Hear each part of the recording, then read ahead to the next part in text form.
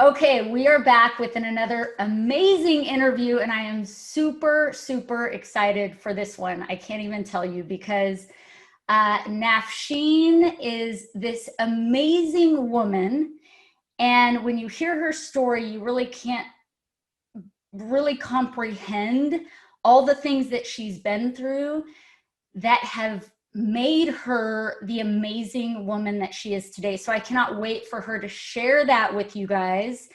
And she's a photographer, she's an artist, a painter, she's a speaker, she's like a home decorator, a makeup artist. Like literally, I don't think there's anything that this woman cannot do. So Nafsheen, thank you so much for being here. And just tell us a tiny bit about what you've been up to lately in this 2020 year that has been a little crazy and has everybody pivoting and doing different things. What are you up to this year? Thank you. So Janice, thank you so much for having me here. It's just it's always a pleasure to be around you and anything that you're doing. So I'm just happy to be a part of this. 2020 has definitely been a wonderfully challenging year. So I started out the year with interviewing as a flight attendant for Delta, which I did get that job. I wanted to just, have something else to supplement my art and my creativity. And I thought that would be wonderful to travel around the world and get inspiration from my art from different places. So I got that job, but however, COVID happened. And so here I am. So I feel like that was a giant boost from the universe trying to tell me you can do anything that you want to do, because that's something that I would have never anticipated or seen myself doing. But it's one in a million chance to get that job, and I got it. So it was a great confidence boost and self-esteem boost. But other than that, I have really been going within, especially in this quarantine, building a stronger relationship with myself, my spirituality, my mom, and really going within to let go of anything, to let go of all my old ways of being, to be who I'm truly meant to be. So I have spent majority of that time in just really refining myself. And I think that we can never truly refine ourselves, because our soul is always wanting us to evolve to a better version of who we are, of who we are truly meant to be. And I'm just going with the flow of that process without resistance. So that's what I've been up to on a spiritual realm. Oh my gosh. Okay. You're speaking my language, and we love talking because we just connect, I think, and resonate with each other on a spiritual level, which is what I love about you. And I love your willingness to grow and evolve and change and shift and be brave. And so I think you're just incredible. So tell us really quick, what is your definition of self-love? And then I want to talk a little bit about your past and what you've been through to get to this point. But first, what is your definition of loving yourself? For me, loving myself in simple words is just showing up for myself every day. Just show up for you, because we are so taught and conditioned and programmed to show up for everything outside of ourselves, that we never show up for who we are on the inside and what we need to do for us, because we're really taught that self-love, especially culturally. As an Indian Muslim woman, I've always been taught that self-sacrificing is what my role is meant to be. And if I'm not taking care of everyone outside of myself and putting them before me, then I don't fit that role or model of being the Indian Muslim woman that I am supposed to be, or that I grew up seeing with my mothers, my aunts, my uncles, my grandparents. And so the concept of self-love is very foreign to my upbringing. But as I have been through my journey in life, and I've been through the many different things, and I guess we'll touch a little bit on that with my background, but I have learned and realized that every difficult situation happens because we are not in touch with that that place of ourself where we are pure unconditional love, because that's what we're born as. And as a child, when you look at a baby, you only feel unconditional love for them, and you only want to give them unconditional love. So that is our pure and true essence. And when we are away from that, is when we're not in alignment of that space of being unconditional love for ourselves. And every experience that is negative, or that is painful, or that is hurtful, is there to bring us back to being that love for ourselves, which then we can reflect to the world and give to outside of ourselves. So I feel like if I'm not showing up for me first, I can't show up for anyone or anything outside myself. So for me, self-love would be come, wake up every day, show up for you. Mind, body, soul, spirit. I love that, and so well put.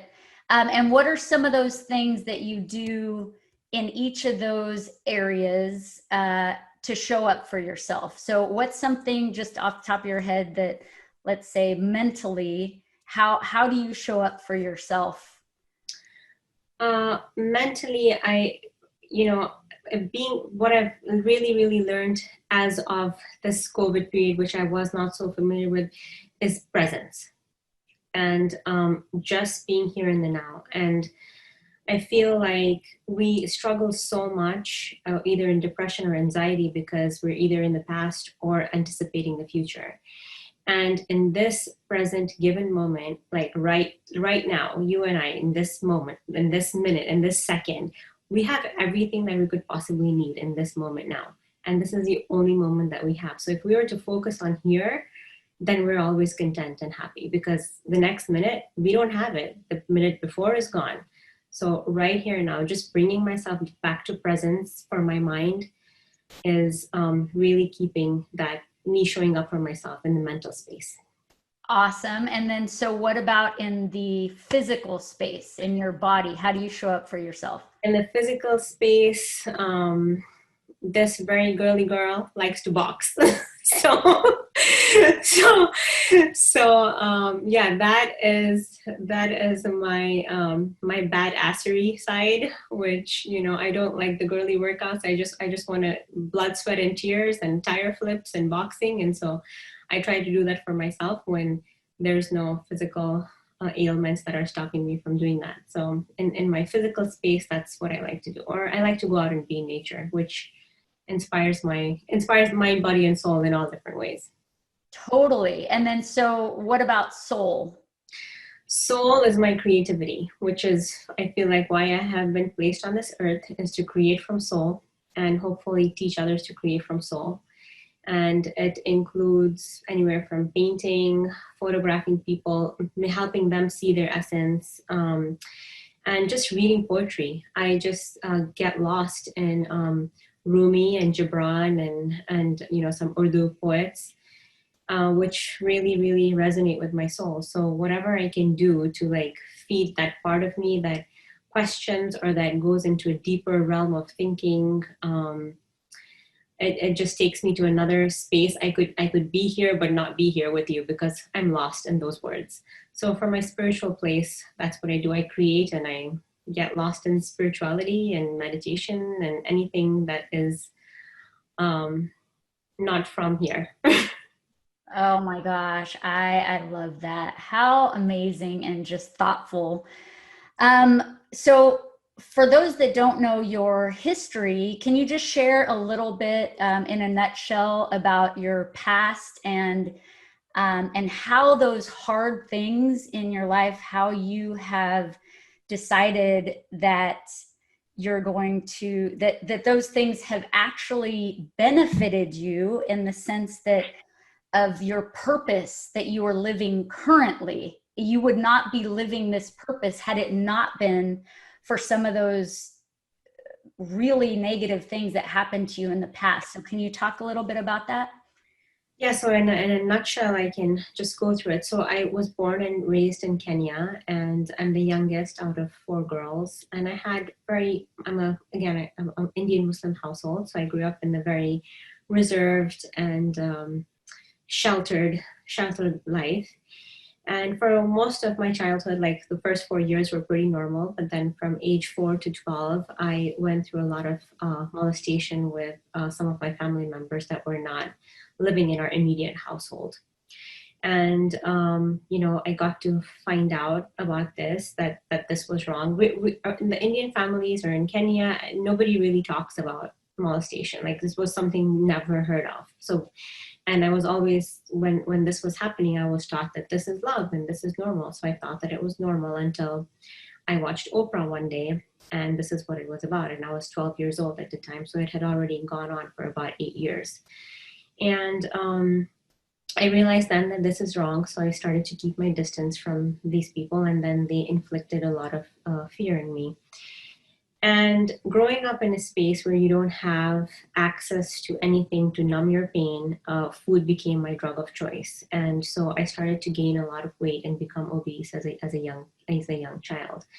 And that was my drug of choice because that's what I had access to. And anytime I had like a tantrum or I threw a fit, my family used to give me chocolate so that's what I knew, that when I'm sad, I need to eat sugar. So that really, it set the tone. Whatever happened as me as a child just set the tone for my life. And as I grew into my teenage years, because I found out that, what was happening was wrong when I was 12, I really began to hate my body. And so I couldn't express my pain through words to anybody because I didn't know who to speak to. So I started to mutilate myself because that was my form of feeling like an internal wound, feeling the physical pain of it on the outside, because that was my way of survival and on how to process it. And then the weight just kept piling on. And when I was 18, my father passed, and in a blink of an eye, we were transported from Kenya to here, which is not something that we ever anticipated. But his passing made that happen since my grandparents were here and they sponsored us. And so the weight just kept coming on. I was oblivious to like what taking care of yourself really means. And then I was living in an apartment with my mom for 8 years and going to college, and I was doing a double major. And that was the part of my life where I was the highest, about 350 pounds at that time, not even really knowing what self-care is. But I was supposed to, take care of my mom, go to school, get her a house, do all the things that a responsible daughter is supposed to do. So I graduated, I got the job at Apple, I got her the house, and I was always doing everything for everybody in my family, friends, outside of myself. And a lot of that had to do with me wanting to be accepted, because the standards of beauty in my culture are you either have to be skinny and you have to be light skinned. Like if you're not those two things, you're not considered beautiful. And so to be accepted, I overgave. That's how I knew that I would be accepted, either in family or in school. I gave my pocket money to all my friends so that, I would have friends. And so I overcompensated myself for everybody. And then I was working at Apple, and I was about 350 pounds. And I met a trainer there who basically, it says when the student is ready, the teacher appears. So there was something somewhere inside me that was ready to transition out of this space. And so she came into my life, and bless her soul, bless her heart, she's a part of my every story. And I pray that every Nafsheen has a Tots in her life. So I'm here today doing what I'm doing because somebody who didn't know me believed enough in me to push me this far. She wanted all my goals for me more than I wanted them for myself.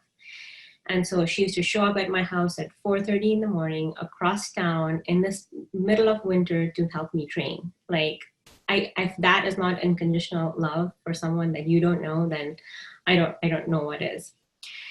So, she got me started. She told me, do it for you. But I was never at that place where I was taught to do it, what do it for you means. So I always did it because I wanted her to be like, oh, you're doing a good job. Like the outside validation was such a big deal for me because I didn't get that growing up. I wasn't like a straight A student like my sisters.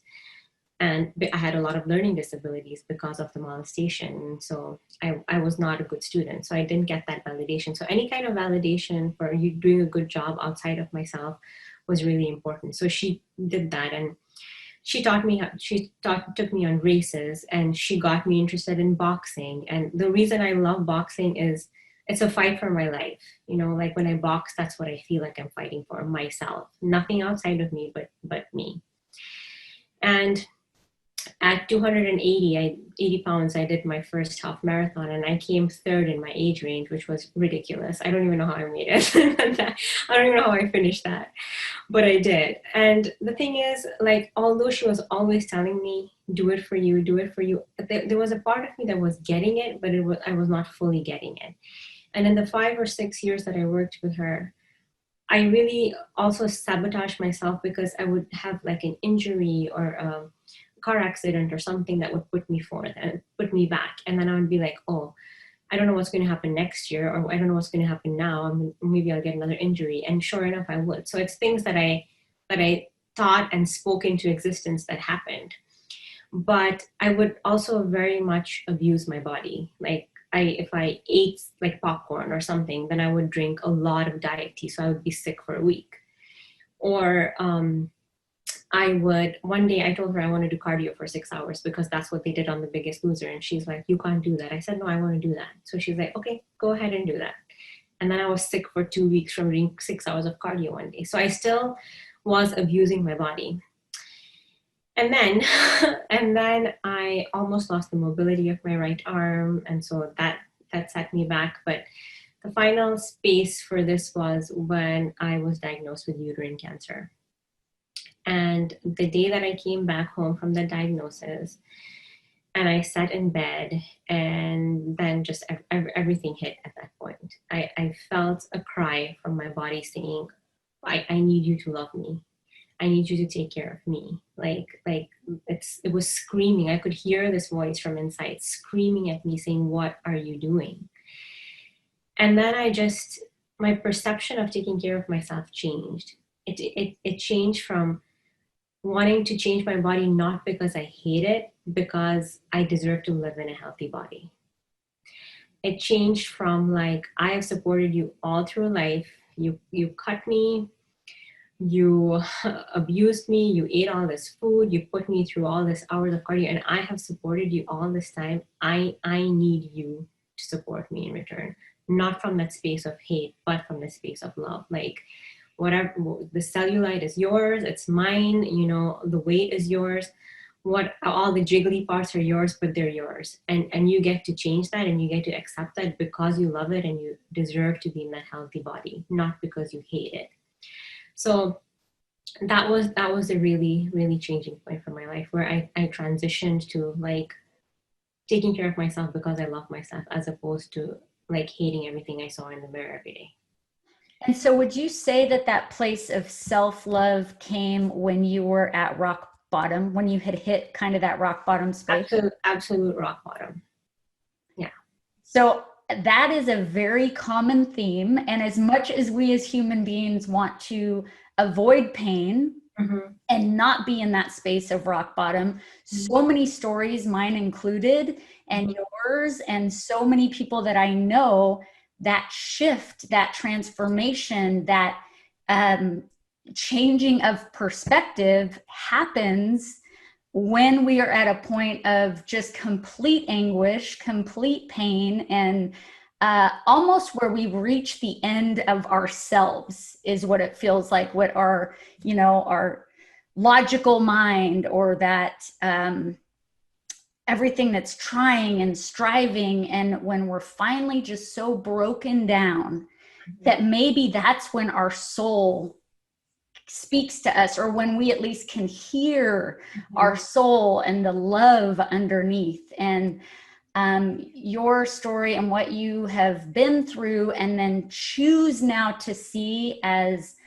a blessing in a sense, because it has given you your purpose in life, which is to inspire other people, to help them through their own self-love issues, is just incredible.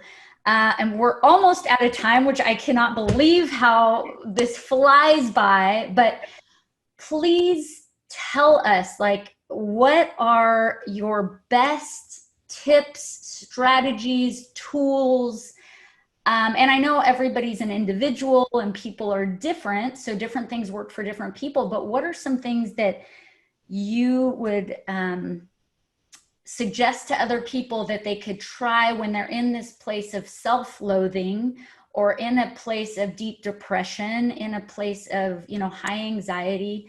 What can they turn to? How can they make their way through that space? So first, I would suggest like what has really helped me, especially in the last few months, to really grow. And when you because when you come, and it's hard to come to that realization, but when you come to that realization that there's the mind ego, and then there's the soul, and the soul is always happy and it's always content and it doesn't need or want anything, but the mind is always going to create pain for you. So if there's, and the way that I learned that is, the biggest tip I will give is read the book The Power of Now, because that is a life-changing book, and The Untethered Soul. Those are two books that will really help you make that transition. And then it will, and if you can transform, if you can take that pain, when you see the pain coming, for me, I used to be so like stuck on not wanting like adversity to come in my life, and not wanting it. I don't want to feel pain. I don't want to go through difficulty. But now I welcome it, because what it is going to teach me and where it is going to take me to be able to help other people, it is profound. And like rock bottom is the best place to be. So when you have rock bottom, embrace it with everything that you have, because it's going to take you to places you're never going to go.